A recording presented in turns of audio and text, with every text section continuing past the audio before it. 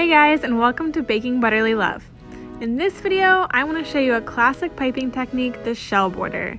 And I'm going to give you a few more ideas for other shell tape designs besides just borders. Alright, so to start off, a classic shell border is piped with a star tip. You can use any kind of star tip you like. A smaller one will give you a smaller, thinner shell, and a larger one will create a thicker, fluffier looking shell.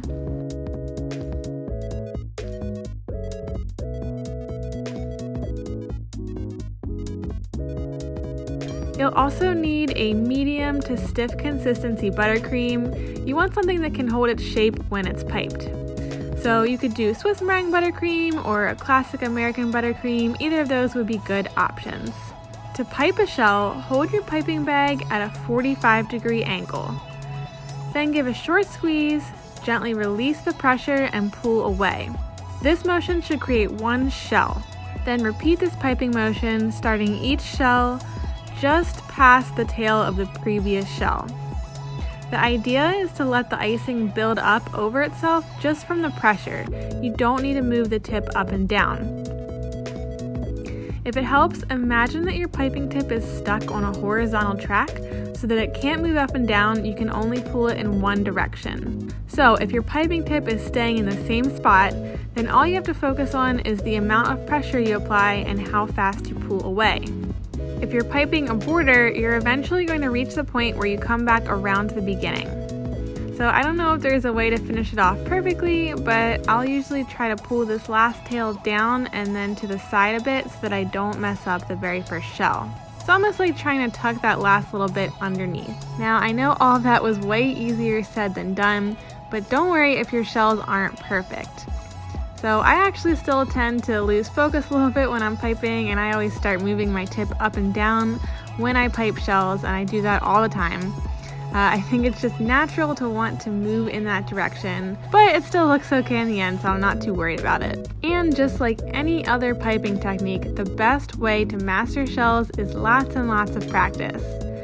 So you can practice piping onto a cake board or a plate or any other surface, and it's a great way to practice because then you can just pipe as much as you want and scrape the icing up and use it again.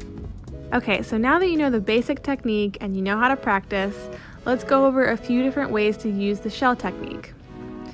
The first way we already talked about is just a simple border. So you can pipe a shell border along the bottom of a cake, along the top, or both. And this is definitely the most popular way to use the shell piping technique. But don't get stuck on just borders. You can pipe shells vertically too. For this Day of the Dead cake last year, I used vertical lines of shells to create different sections along the sides of the cake. You can also use a shell pattern to cover larger areas, not just borders and lines. If you want to cover a larger area, pipe the rows of shells right up next to each other, but stagger them just a bit so that they fit together nicely without any spaces.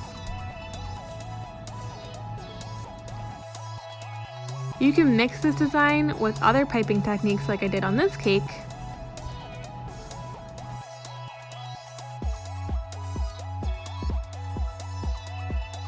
or you can even cover a whole cake with just shells.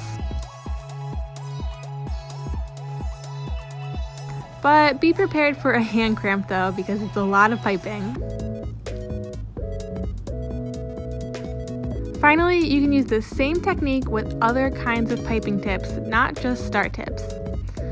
So for example, if you used a round tip, you'd get what people call a beaded pattern, but it's the same exact technique.